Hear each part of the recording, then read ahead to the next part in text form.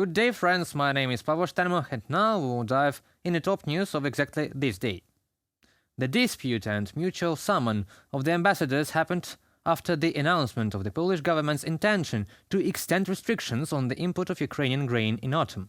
The administration of the President of Poland said that Ukraine should appreciate the support of Poland. Ukraine greatly appreciates the support of the Polish Friend State and the Polish people in repelling Russian aggression. We are grateful for the military and technical assistance, for the hospitality towards refugees, for the advocacy of Ukraine in the world. Ukraine is fighting for itself and for the whole free Europe.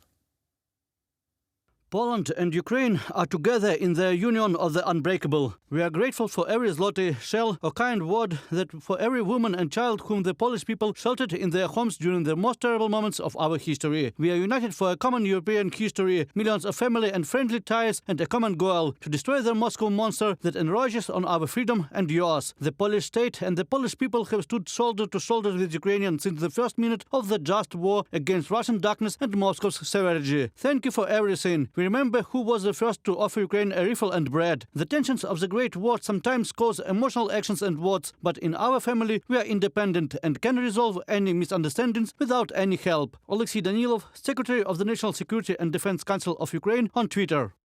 The victory of Ukraine is a victory of the world which is guided by international law and not by the whims of dictators. Poland's contribution to this civilizational struggle is invaluable. Nothing should interfere with the Polish-Ukrainian alliance in the implementation of the main mission, equally important for Warsaw and Kyiv.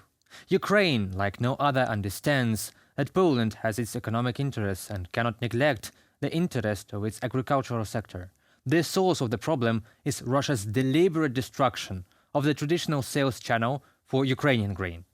Ukraine and partners should find a response to this challenge together and not give the Kremlin reasons to gloat. Kremlin spokesman Peskov said that the Russian army never attacked churches and cultural sites. As always, the Kremlin lies. Russian troops use the tactics of the scorched earth at the front, as well as deliberately attack Ukrainian civilian targets in the rear.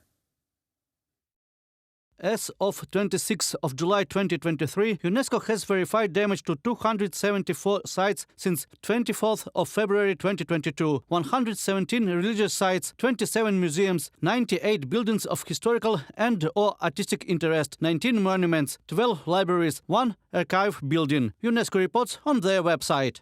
The Russians are sharing the historical center of Odesa, which is included in the UNESCO main list of World Heritage Sites. The barbaric attacks of Russia was also accompanied by the deaths of peaceful Odesa residents, the destruction of their property and municipal infrastructure. The attack on the cultural and historic heritage of Ukraine, which is under the protection of UNESCO, is another manifestation of Russian barbarism and the genocidal war unleashed by the Kremlin. Russia showed its attitude to Odessa, its culture and history. The attack against the cathedral once again confirms the falsehood of Russian propaganda about the protection of orthodoxy. The leadership of the Russian Orthodox Church is no way condemned the attack against the church in Odessa, thus confirming its reputation as a warmonger. Russia destroys churches not only there. The St. George's Skeet of the Svetohirsk Lavra was destroyed by an air bomb. A missile destroyed the church of the early 20th century near Zaporizhia the night before Easter. At the beginning of the full-scale invasion, the Russians launched a missile attack on the Babin Yar Holocaust Memorial in Kyiv.